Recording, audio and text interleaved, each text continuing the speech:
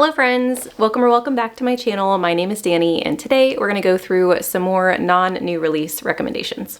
If you are new to my channel, this is a series where I go back to the books that were published prior to the last couple of years and give you some recommendations on books that have kind of lost the limelight but are still really good and you should give a chance if you haven't heard of them. I don't really have a theme for today's books like I normally do.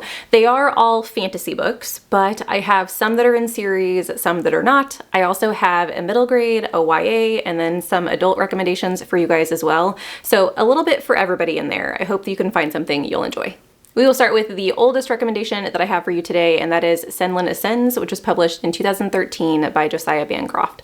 I think this was originally independently published, and so it took it a while to become more popular. So I do think recently it has had a little bit more shine, a little bit more glamour than some of the other recommendations on this list, but I do still think that it's an interesting series that I don't hear a lot of people talk about. So I want to spread the word if you haven't heard of Selin Ascends. This is part of the Books of Babel, I think that is what they're called. It's a series and it is a completed series. So if you are someone who likes to binge series and you want to wait until the series is completed for you to pick it up, this one might be your jam.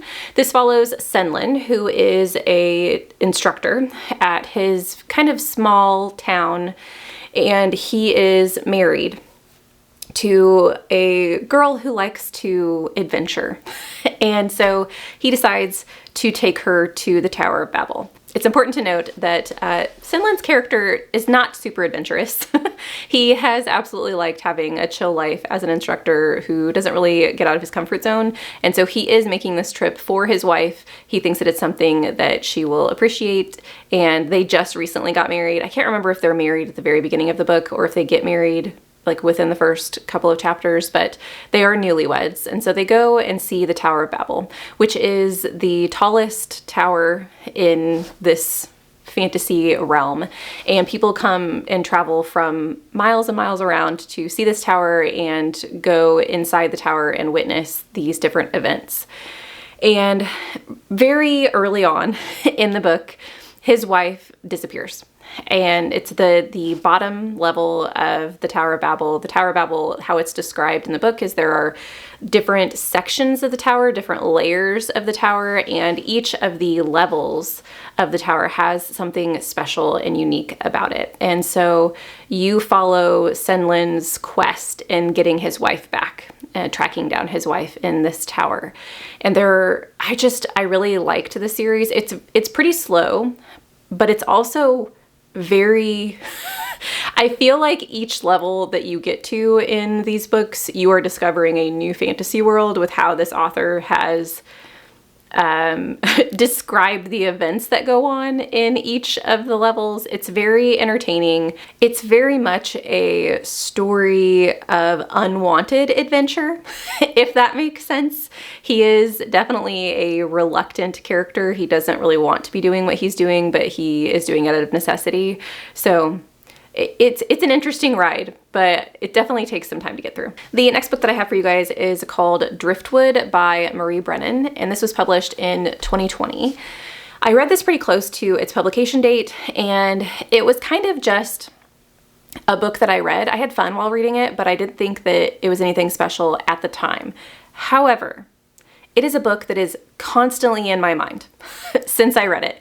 It keeps popping up. It is one I need to give a reread. There aren't a ton of books that I have the same experience that I have with this book, which is where as I'm reading them, I wasn't super engaged or like enamored with the book in any way, but that it has lived with me for such a long time.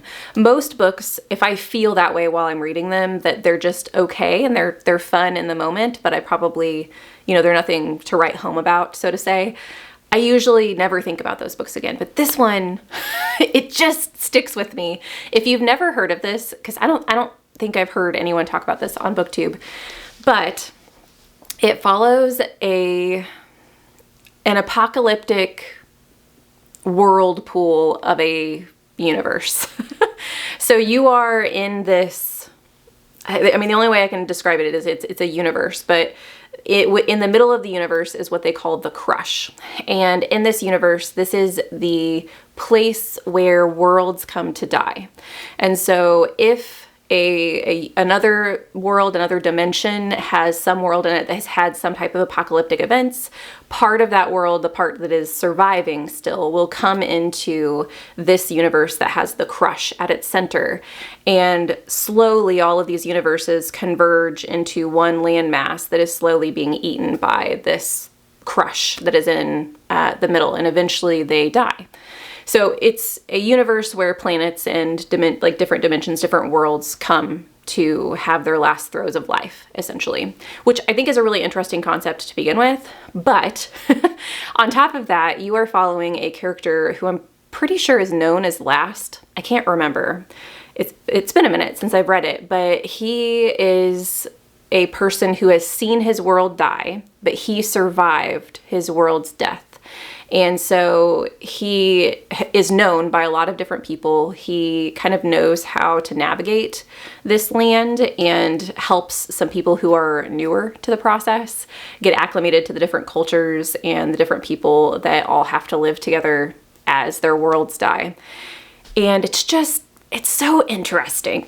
And I really need to reread it. So in 2025, I think I'll be picking this one back up. I also have 2 books that were published in 2021. I will start with the adult recommendation, which is Miss Percy's Guide to the Feeding and Handling of British Dragons.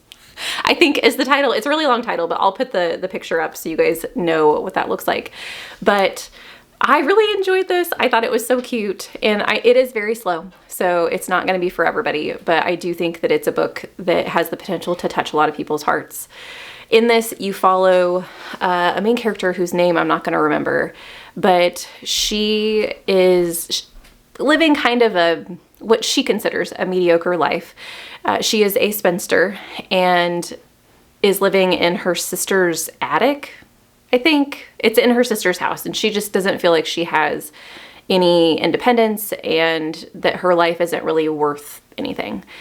And her uncle, from pretty far away from where she lives, ends up leaving her an inheritance that she wasn't expecting. And so she gets this inheritance, and she essentially gets a dragon, and she doesn't know what to do with it because the world that they live in is not a world where dragons exist. It's one where it's kind of like our world, where it's known as kind of like a fantastical thing, something it's not reality. But she gets this little dragon egg, and she has to figure out what to do with it and how to take care of it because there's no guidebooks. And so this is kind of you get to hear her story, so it's not all guidebook. It's not written as like a manual or anything. You get to see her live these events that are happening in her life. But there are little clippings at the beginning of every chapter of her guidebook that she is creating as she is taking care of this little dragon. And it's just very heartwarming. She also makes a couple of friends, actually. There's a little bit of found family elements in this. It's very cozy, and it is very low stakes, but not for her. And that's what I loved about it. The fact that you can really care about what is happening to this fictional character because she just feels real. Like all of the thoughts in her head, she's very relatable. So I really enjoyed this series, or this book. It is a series though, so I get to continue with it, which I am excited. But yeah, I really enjoyed the first book. Next in 2021 is Blade of Secrets, which is a duology. The second book, I think, is called The Master of Iron. Both of these are by Tricia Levenseller, and this is a YA fantasy book. I absolutely loved the representation of anxiety and social anxiety, really, in this book. You have our main character, who I think her name is Ziva. It's been a minute since I've read this, so don't hold me to that, but Ziva is a blacksmith, and she's a magical blacksmith. So she can imbue powers into blades and axes and any weapons. And that this is a power that is pretty rare. And so she has made a living out of it. However, her sister has helped her with the business side of things because she really does not like to talk to people. She has a really hard time with any type of social interaction, and so it makes business hard because you have to interact with people to figure out what they want to buy. And so her sister has helped her with that. But she ends up being requested to make this magical weapon that could potentially cause great harm to the kingdom, and decides to take it into her own hands to remove this weapon after she's made it, because after she's made it, she realizes that it might not be a great idea for her to relinquish this to anyone's hands. She decides to take it into her own hands to make sure that this weapon doesn't get into the wrong hands, essentially. And it's a travel story, and it's kind of found family, but I just loved her character and her growth throughout it. This is not a story where social anxiety becomes something that she just gets over. It is something that is constantly with her day to day, and she struggles with it even at the end of the book, even at the end of the series. It is something that is going to be lingering with her, but she learns different coping mechanisms, and sometimes those coping mechanisms don't work, which I think is what I like. I want to see a character who has realistic changes, helpful changes, and healthy changes in their life, but ones that don't feel fantastical in nature, if that makes sense. I don't want a magical fix. I want someone struggling with their inner turmoil and having to solve it in a plain old world way. And the last recommendation I have for you guys is a middle grade, which I don't read a ton of middle grade, but I have absolutely loved Kelly Barnhill's middle grade.